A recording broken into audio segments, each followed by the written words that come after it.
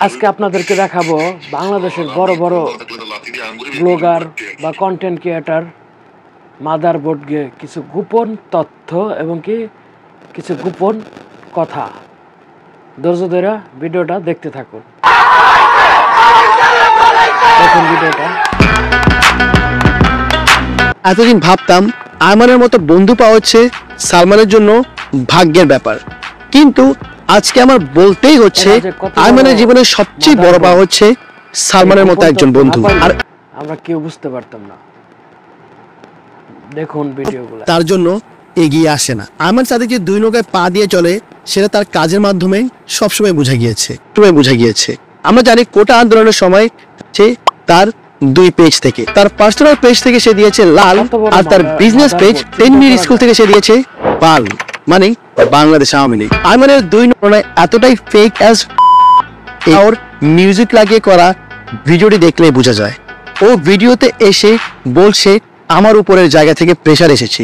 আরে প্রেসার কি সালমানের ছিল না? প্রেসার কি যারা এতগুলো সুযোগ সন্ধানী, বুঝতে পারছেন? সব হলো সুযোগ সন্ধানী।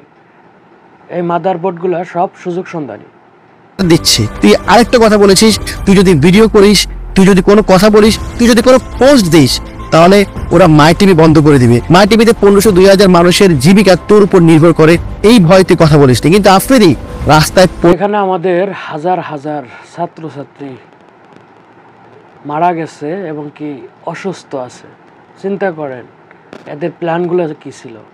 রাফসানদা ছোট ভাই, এই রাফসানের মতো ছেলেরা কেন আবু সাইদের মতো রাস্তায় গিয়ে আন্দোলন করে না, সেটার একটা উদাহরণ আমি আপনাদেরকে দেখাচ্ছি। তন্ময়, ওর সাথে আমার একটা ছবি তুলো তো। এই ছবির তুমি একটা কপি নিবা, সাথে ক্যারি করবা। রেস্টুরেন্টে যখন ঢুকতে না দিবে, তুমি ছবিটা তাদেরকে দেখাবা। তুমি আস্তে আস্তে তাকে বলবা যদি এরা দেশের শত্রু, জাতির শত্রু, ছাত্রছাত্রীদের শত্রু। এদেরকে চিনে রাখুন ভালো করে। সামনে তার প্রশংসা করছিল। আমি শুনেছিলাম আপনি অনেক ভালো মরক পোলাও রান্না করেন। আপনার কাছে আপনার বেস্ট আইটেম কোনটা? আর আমি কি রিভিউ করতে পারবো এটা? হাসিনার হাতে রান্না করা বিরিয়ানি রিভিউ করতে চাচ্ছিল। ইভেন এটাও সে জনসম্মুখে প্রচার করছিল। টাইমস ম্যাগাজিনে you are one of the most powerful people. আমার রাফসানের কাছে একটা প্রশ্ন, তুমি কি শুধু হাসিনাকে নিয়ে? দেশটা যখন স্বাধীন হয়েছে এই মাদারবোর্ডরা সবার আগে মাঠে আইছে, সবার আগে ভিডিও বানাইতেছে। মনে হইতেছিল এই মাদারবোর্ডরা সারাক্ষণ ছাত্রদের পাশে আসছিল। আসলে যে কি ছিল এখন সে বুঝতে পারতেছেন আপনারা। সে জনসম্মুখে প্রচার করছিল। টাইমস ম্যাগাজিনে you are one of the most powerful people. আমার রাফসানের কাছে একটা প্রশ্ন, তুমি কি শুধু হাসিনাকে নিয়ে কেউ ভালো কথা বললেই চোখ খুলে রাখো আর বাকি সময় তোমার চোখ অন্ধ থাকে? চোখ থাকিতে অন্ধ, এই উক্তিটা মনে মনে করে, সেটা আপনারা বুঝতে পারবেন এই দালালি ভিডিওটি দেখে। আমি সোশ্যাল মিডিয়াতে দেখছি কিছু মানুষের তো অফেনলি আওয়ামী লীগের দালাল ছিল, কিন্তু গোপনে যে কত মাদারবোর্ড এরকম দালালি করছে আপনারা দেখতে থাকুন। দেখতেছেন না? আরো দেখতে থাকুন, আরো গোপন তথ্য আছে। আপনারা বুঝতে পারবেন এই দালালি ভিডিওটি দেখে। আমি সোশ্যাল মিডিয়াতে দেখছি কিছু মানুষের just because we mate the honourable prime minister, ওদের গা জ্বলতেছে। কেন তোমাদের গা জ্বলতেছে? তোমরা একদিন মিট করতে পারবা, don't worry, just a matter of time man, you just have to believe in yourself. এই দালালগুলোর আপনারা চিনে রাখুন, এই দালালদের প্রতিহত। কেন তোমাদের গা জ্বলতেছে? তোমরা একদিন মিট করতে পারবা, don't worry, just a matter of time man, you just have to believe in yourself. এই রাকিব আফসার হাসিনার সাথে দেখা করে এসে একটা ভিডিও বানায় এবং সেই ভিডিওতে সে মানুষকে বলে জেলাস ফিল না করতে। আবার সে সবাইকে মোটিভেট করছে এই বলে নিজের উপর বিশ্বাস রাখো, তুমি একদিন পারবে শেখ হাসিনার সামনে গিয়ে দাঁড়াতে, দালালির তেল মারতে। সরকারের এমন কোনো ক্যাম্পেইন নাই যেটা তুই মিস করেছিস রাকিব। যেখানেই ডেকেছে সেখানেই তুই গিয়েছিস, রাখতে পাচ্ছি। আমরা দেখেছিলাম যে আমাদের যেরকম ডিজিটাল বাংলাদেশ এস্টাবলিশ করে আপনি প্রতিশ্রুতি দিয়েছিলেন, আর ওইটা অলরেডি আমরা সাকসেসফুলি দেখতে পেলাম। এই লুটপাটের বাংলাদেশকে যদি তুই ডিজিটাল বাংলাদেশ বলে সংজ্ঞায়িত করিস, তাহলে তোর মতো পা চাটা শ্রেণীদের কাছে শেখ হাসিনা একজন সফল প্রধানমন্ত্রী। হাসিনা ক্ষমতা অবস্থায় পা চেটেছিস, আবার যখন পালিয়ে গিয়েছে তখনই তার উপর কন্টেন্ট ক্রিয়েটর গুলাই দেশ স্বাধীন হওয়ার পরে উচ্চে পুরা তারা মাঠে নামছে, ভিডিও করতেছে, দেখাইতেছে মানুষরে। চিন্তা করা যায় তাদের তলে তলে কি প্ল্যান ছিল।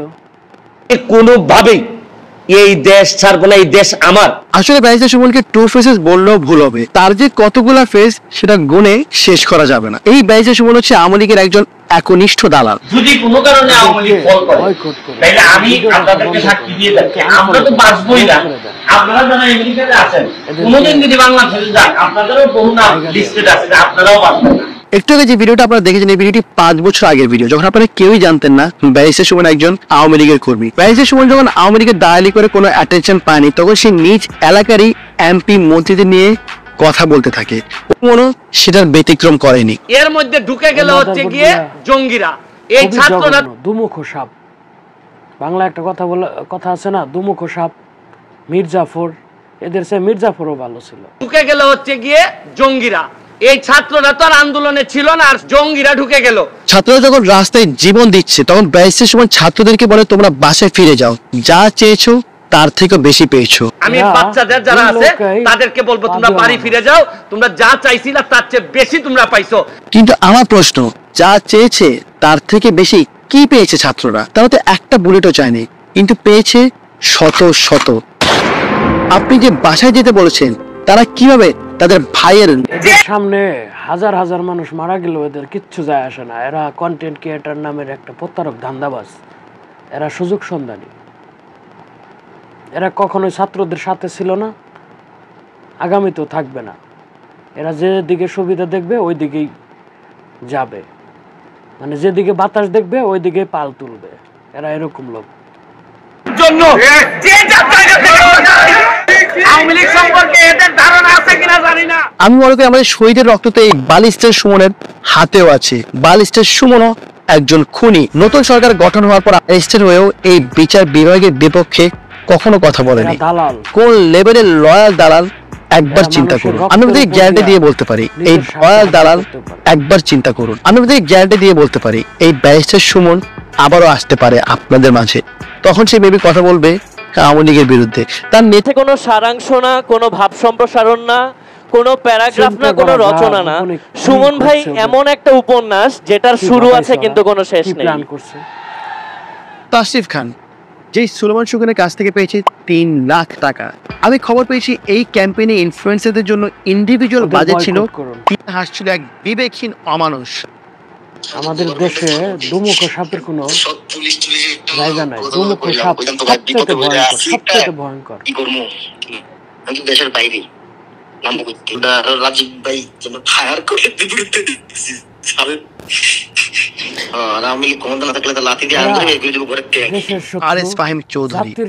প্রথমে যে ভয়েস রেকর্ডটা আপনারা শুনেছেন সেটা তারই ভয়েস রেকর্ড ছিল। আমার এই ভিডিও সবচেয়ে বড় অমানুষ, সবচেয়ে বড় মনুষ্যত্বহীন একটা নরপশু, যার নাম হচ্ছে RS ফাহিম।